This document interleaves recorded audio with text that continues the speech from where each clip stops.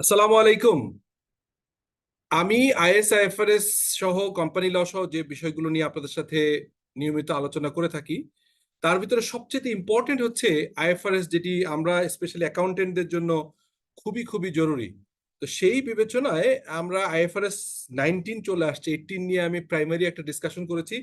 18-এর উপর rigorous practice করে আমি আরেকটা ভিডিও বানাচ্ছি, এটা আপনারা ফলো করবেন। কিন্তু তার আগে, যেহেতু অনেকেই বলেন স্যার বাংলাদেশের কনটেক্সটে যত নতুন আইন আসে, ইনকাম ট্যাক্সের চেঞ্জ বলেন, ভ্যাটের চেঞ্জ বলেন, ভিএটির, অথবা আপনি যদি বলেন আইএফআরএস কোম্পানি ল, সবচেয়ে আগে আপনার ভিডিওটা পাই এবং অনেকেই রিকোয়েস্ট করেন যে আপনার আমার কথা বলা আপনাদের কাছে ইজি মনে হয়, আন্ডারস্ট্যান্ডেবল হয়। আমি নিজে একজন অ্যাভারেজ মানুষ, এই কারণে খুব ইজি করে কথা বলার চেষ্টা করি, হয়তো এই কারণে আপনাদের পছন্দ হয়। সো আজকের টপিকস আইএফআরএস 19। আইএফআরএস 19 হচ্ছে সাবসিডিয়ারিজ উইদাউট পাবলিক অ্যাকাউন্টেবিলিটি ডিসক্লোজার। এখন কোশ্চেন হচ্ছে, নামটা দেখলেন, কি নাম দেখলেন, খুব খেয়াল করেন মনোযোগ দিয়ে। ডিসক্লোজার রিকোয়ারমেন্ট, হ্যাঁ, ফর দ্য সাবসিডিয়ারিজ, যে যাদের পাবলিক অ্যাকাউন্টেবিলিটি নাই।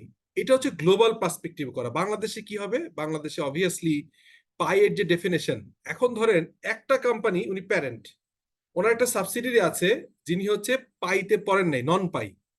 পায়ের সংজ্ঞা কি আমরা জানি, আমি প্রয়োজনে আপনাদের কুইকলি একটু দেখিয়ে দিচ্ছি যে পায়ের সংজ্ঞাটা কি। তো পায়ের সংজ্ঞা আমি অনেক আগে আলাপ করেছি, আগের ভিডিও দেখতে পারেন। যেমন ধরেন, যে কোনো bank, non banking financial institute, micro credit যেটা হচ্ছে ব্র্যাক, গ্রামীণ গ্রামীণ ব্যাংক, এরকম যারা আছে, insurance companies as per the insurance act 2010, এটা আপডেটেড হচ্ছে। অল লিস্টেড কোম্পানিজ, সেটা হচ্ছে বাংলাদেশের সিকিউরিটি এক্সচেঞ্জ কমিশনের আন্ডারে ঢাকা স্টক এক্সচেঞ্জ এবং চট্টগ্রাম স্টক এক্সচেঞ্জে এনলিস্টেড সব public interest, publicly listed companies. এরপরে আরেকটা ক্রাইটেরিয়া দেওয়া আছে, সেটা হচ্ছে 6 নম্বর ক্রাইটেরিয়া, টার্নওভার হচ্ছে 50 কোটি টাকার উপরে। যদি কোনো কোম্পানি 50 কোটি টাকার উপরে টার্নওভার হবে, সেটা পাবলিক ইন্টারেস্ট এন্টিটি হয়ে যাবে, এখানে কোনো ডাউট নেই। যদি 50 কোটি টাকা যদি টার্নওভার না হয়, দেন যদি আমরা দেখি যে এই তিনটা যে কোনো দুটো ফুলফিল হয়, অর্থাৎ এমপ্লয়ি সংখ্যা 50 বা তার বেশি, অ্যাসেট 30 কোটি টাকা, আর লাইবিলিটি 10 কোটি টাকা, অর্থাৎ এই তিনটা যে কোনো দুটো ফুলফিল করলে, টার্নওভার যদি 50 নিচে থাকে, তাও পাবলিক ইন্টারেস্ট এন্টিটি হবে। গভর্নমেন্ট এন্টিটিস, গভর্নমেন্ট এন্টারপ্রাইজের জন্য আমরা জানি যে গভর্নমেন্ট এন্টারপ্রাইজের জন্য আমাদেরকে ইপসাস চলে আসছে, এটা নিয়ে আগে ভিডিও করেছি, কথা বলবো। NGO. So these are the basically requirement of পাই। আমরা বুঝতে পারছি যে পায়ের ডেফিনেশনটা কি। এখন কোশ্চেন হচ্ছে, তাহলে আমি এবার আবার কনটেক্সটে চলে যাই যে কেন আমি এটা নিয়ে এত কুইকলি আপনাদের সাথে শেয়ার করছি। এটা খুব কঠিন আইএফআরএস না, সেটি আমি আপনাদেরকে বুঝিয়ে দিচ্ছি। Hopefully you will find interest. হ্যাঁ, ভালো লাগবে আমার আমার ব্যক্তিগত ধারণা। হ্যাঁ? তো আমরা যদি আপনার ইয়ে করি, আমরা দেখি, সেটা হচ্ছে এই যে আমরা দেখতে পাচ্ছি একটা স্ক্রিন, সেটা হচ্ছে আমাদের ডেলয়েটির একটা আপনার আইএফআরএস 19-এর একটা সামারি। সেটি বলা হচ্ছে কি, আমি খুব ইজিলি এক্সপ্লেন করে দিচ্ছি। The international accounting standard board IASB has publish the new standard IFRS 19 subsidiaries without public interest entity disclosure. এখন কথা হচ্ছে, ডিসক্লোজার তাহলে এখানে থাকলো, রিকগনিশন মেজারমেন্ট কোথায়, প্রেজেন্টেশন কোথায়? বেসিকলি এখানে একটা টুইস্ট আছে, সেটি হচ্ছে আমি বলছি। এটা ডিসক্লোজার কেন বলা হচ্ছে, কারণ আছে। Which permits A subsidiary to provide reduce disclosure when applying IFRS accounting standard in its financial statement. IFRS 19 is optional for subsidiaries that are eligible and set out the disclosure requirement for subsidiaries that elect to apply it. যারা এটা ধরেন elect করবে না, তাদের কিন্তু তারা main IFRS থাকতে পারে। আমি বলছি, জিনিসটা বুঝিয়ে বলছি। The new standard is effective for reporting period on or after, মানে এটা বিফোর কে বলা হয়নি। আমরা IS 18 দেখেছি, আইএফআরএস 18 বলা হয়েছে অন অর বিফোর, মানে করতে পারবেন, তার আগেও করতে পারবেন, আর্লি অ্যাডাপশনও করা যাবে। তো ওখানে বলা হয়েছে অন অর আফটার, আর আর্লি অ্যাডাপশন পারমিটেবল। একইভাবে এখানে বলেছে অন অর আফটার এবং early adoption is also permissible. হ্যাঁ, so this is the main thing. এখন আমি আসি, আপনাদেরকে বিষয়টা বুঝিয়ে বলি, তাহলে সুবিধা হবে। সেটি কি? সেটি হচ্ছে যে নর্মালি একটা কোম্পানি প্যারেন্ট, তার সাবসিডিয়ারি থাকবে, একটা প্যারেন্ট থাকবে, তার আন্ডারে একটা সাবসিডিয়ারি থাকবে। নর্মালি সাবসিডিয়ারি ফাইন্যান্সিয়াল স্টেটমেন্ট যোগ হয় প্যারেন্টের সাথে।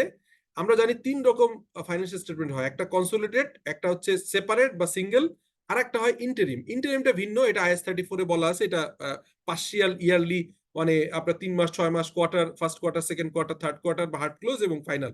সো এইটা ভিন্ন। বাট আমি বলছি যে ২ টা যে থাকলো, সিঙ্গেল বা ইন্ডিভিজুয়াল বা সেপারেট ফাইন্যান্সিয়াল স্টেটমেন্ট, আরেকটা হচ্ছে কনসলিডেটেড।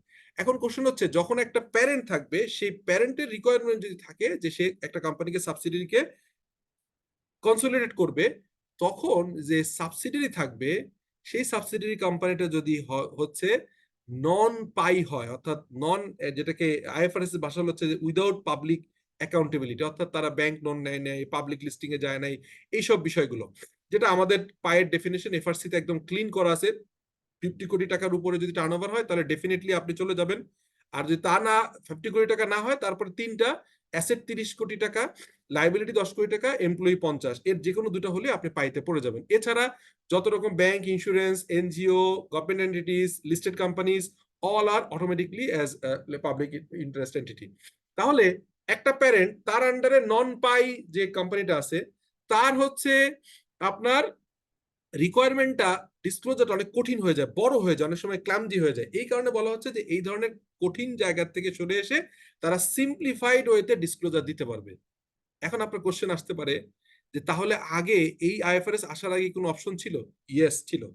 আমার ভিডিও খেয়াল করেন, 4 ধরনের আইএফআরএস আছে।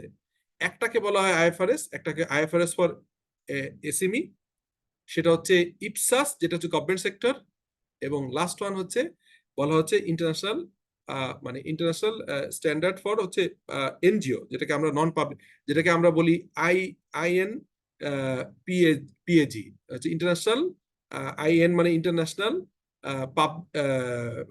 Known for profit, international known for profit accounting guideline. এটার কোর কমিটিতে আমি কাজ করছি, বাংলাদেশ থেকে যে একটা ওয়ার্কিং গ্রুপ আছে। এনিওয়ে, তো এই 4 ধরনের আইএফআরএস এর ভিতরে আইএফআরএস ফর এসএমই তে কিন্তু বলা ছিল যে আপনার হচ্ছে যে কোনো এন্টিটি যদি নন পাই অথবা এসএমই হয়, তারা কিন্তু হচ্ছে সিম্পলিফাইড ওয়েতে রিকগনিশন, মেজারমেন্ট, প্রেজেন্টেশন এবং ডিসক্লোজার করতে পারবে। এখন কোশ্চেন হচ্ছে, খেয়াল করেন, এই আইএফআরএস ফর এসএমই কিন্তু এই ধরনের নন পাই সাবসিডিয়ারির জন্য চ্যালেঞ্জিং, কারণ তারা ডিসক্লোজার ছোট করতে চায়, কিন্তু অ্যাকাউন্টিং যদি সিম্পলিফাইড করে ফেলে, রিকগনিশন, মেজারমেন্ট যদি সিম্পলিফাইড করে, তাহলে প্যারেন্টের সাথে সাবসিডিয়ারি যখন যোগ করবে, তখন কিন্তু আবার একটু রিকনসাইল করার আগে, তার মানে তাদের রিকগনিশন, মেজারমেন্ট, প্রেজেন্টেশন থাকতে চায় হচ্ছে মেইন আইএফআরএস এর ভিতরে, আর ডিসক্লোজারটা কমাতে চায়, কারণ এত ডিসক্লোজার নন ইন্টারেস্ট, নন পাবলিক ইন্টারেস্ট বা নন পাবলিক অ্যাকাউন্টেবিলিটি বা নন পায়ের জন্য একটু ক্রিটিক্যাল। সেই কারণে এই বিভিন্ন ডিসকাশন থেকে আইএসবি বলছে ঠিক আছে, তারা মেইন আইএফআরএস সবকিছু করবে, শুধু ডিসক্লোজার রিকোয়ারমেন্টটা কমে যাবে। কন্ডিশন হচ্ছে if it is a subsidiary, এবং এই সাবসিডিয়ারি যদি নন পাবলিক অ্যাকাউন্টেবিলিটি থাকে, অর্থাৎ আমাদের যেটা নন পাই হয়, সিম্পলিফাইড। সো হোপফুলি আমার এই কথাটা আপনারা বুঝতে পেরেছেন। তারপরেও যদি কোথাও কোনো ক্ল্যারিটির অভাব থাকে, বুঝতে অসুবিধা হয়, you can just comment after the হচ্ছে এই video. I will try to summarize it, I will try to answer it again. Elaborate video তো করবই, এটা একদম আপফ্রন্ট। 2027 সাল, এখন 24 চলে, আরো অলমোস্ট প্রায় 2.5 বছরের বেশি সময় আছে। সো এত আগে এত ডিটেল নিয়ে কাজ করার সুযোগটা হয়তো কম, তারপরও আমি কিছুটা একটা ওভারভিউ দিয়ে রাখলাম for your interview board, for your understanding and update about the IFRS. Thank you for being with me. Assalamu alaikum. আপনারা ভালো থাকেন, আমার জন্য দোয়া রাখেন।